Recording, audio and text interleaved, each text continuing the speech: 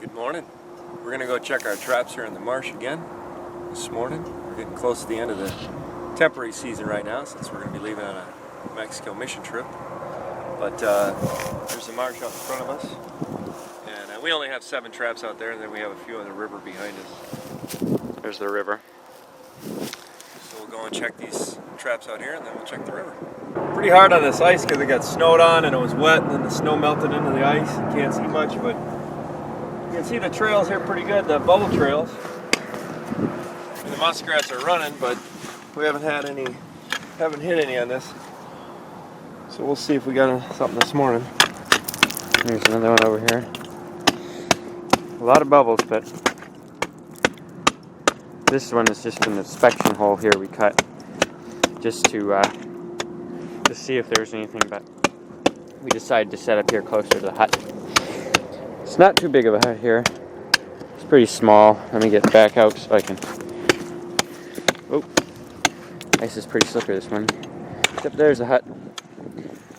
It's pretty small compared to some of the ones out in the marsh. Over in that area, there's some pretty big ones. So I've seen some guys that are real tough and they can stick their hand right down the water. I gotta put a gauntlet glove on. it's probably a smart idea. Yeah. I don't know. You get tough, I suppose you can just put your hand down in the water and... What do we got? I didn't quite open up my hole enough here. Hey, look at I that! guess that's a muskrat. We His got tail a rat. Nice. And you know what we got this one on? Oh boy. Guess what? See that there, guys? That was something we got at the The trapping convention. trapping convention. Yeah, that's a nice size rat. I gotta put on my other glove to deal with this. Yeah, this is something that a guy up there was selling there. He traps the Horicon Marsh here in Wisconsin, and he made these little discs. They're not rubber, they're some sort of a polymer, but they're colored green to look like a Granny Smith apple piece, which some guys will use For lure? for bait. Lure bait, you know, so that way the muskrats can see it. It's eye appealing, and then also they want to eat it, so then they'll go through the trap. We've tried it. We bought them at a convention, and last year we had tried some, but Did we try some? yeah, but they never really worked. But this is the first rat we've ever gotten on one of them. So it's pretty cool. It's the tail for you. Yeah. Not really worried about it. One thing you know I want to do. It's not that cold this morning, and I set him on the ice. Not too big a deal, but what we've done this year is take it. He's another one with a long tail. Shake them out, and then we've got a towel in our bag. Yeah. They end up pretty dry when you get home. So we lay out the towel. Drier rat is a nice fluffy rat, so the fur is better. Yep. But yeah, if you lay them on the ice, you get stuck in the ice and broke us. And then you pull out fur and stuff. That's... Oh, we get this reset and we'll check the other one.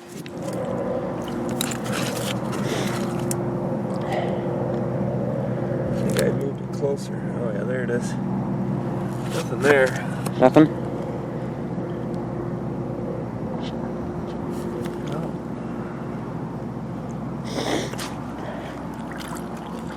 It's too bad. Oh man, it's deep over here. Maybe I'll move it over just a bit. Is there nothing here? Nope. Let's see what we got down here.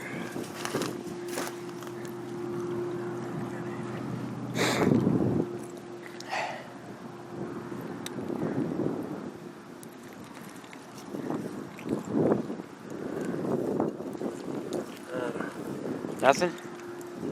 No, which I don't really understand. This is a good trail. Yeah, it is.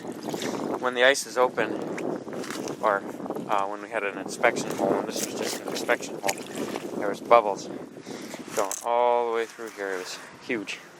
You can see sort of the remnants of where the bubbles are. Kind of. It's a little tough to see, but they were coming all through here. Now this hole here, we got one yesterday. Yep. Oh, we gotta see here.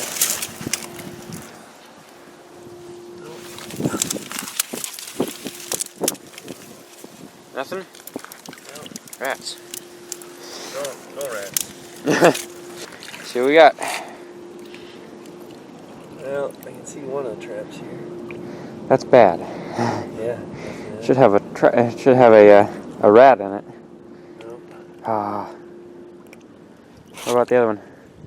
Nothing. Man. Okay, one more up here. High hopes. I hope. Well, we have more on the river over there, so we've just got 7 here. We're getting close to finishing up here for a while because we're going to be leaving the country. So We don't like the rats in this country, so we're going to another country. No, Right. that's crazy. nothing. No, how can that Man, be? It's just like all these bubble trails. it's funny too because this is. I mean, it's just a feeder hut, but the bubbles here were just insane when we cut these holes. Our trap is gone. Really? Yep. I had wondered about that. What do you mean? Well, Think someone came and took it? no. Just if something got in it. Oh wait, I don't know. Oh, it's buried in sand. Oh my goodness! Wow. Look at that. It's not gone. I did it. Wow, it gets buried quick here Whoa! in sand. Wow! Okay, I did have it. Wow! That was crazy. Yeah. It was all coated in sand. Probably the sand. Washes around here. Wow! So I'm Dynamic. gonna stick. Dynamic creek bottom. Yeah, I guess so. Oh, it's sprung. Really? Oh, it is. So something went by here. Huh? That's too bad. Well, I miss. at least we didn't. At least we got something sprung. Yeah, that's better than nothing. Okay, so this is really a bummer that we only got 2 coon here On 3 traps. on 3 traps. I mean, what a bummer. Yeah. So, sweet. Wow, they keep opening the tire up. Look at that. Oh yeah, they're. We took a video here before, and the tire was chewed up. This hole here was chewed up. About half of this was chewed up. Because actually, it was about like what this was over right there. But now that, man, they just chew on it. They're just bored. One of the things that we found that you can shoot coon and get a bloody mess, and then you don't always hit them right, so you got to wait and deal with that. And then you got a hole in the pelt. Then you got a hole in their head, and stuff to deal with. And a couple of years ago, we saw this one thing where a guy made a thing called a killer stick, where you take a 160 and put it on a end of a stick, and then use it to put it over their heads. And that's what we made one out of a just put a killer clip on the end of a stick and did that, and that works great. And that's what we do now, is we just use that. But we've gotten pretty proficient now. We just take a 160 and snap it over their heads, and it dispatches them quick. We can get them out of the DP, put them out to the side, reset the DP, and move on down the road. Because we're normally going early in the season, we move pretty quick, and we want to get through these traps pretty quick. and just to give you an idea, this year on opening, well, the day after opener, and the day after that, we got 16 coon each day. And so after that, it was after I think the first day, we just got tired of having to haul the stick.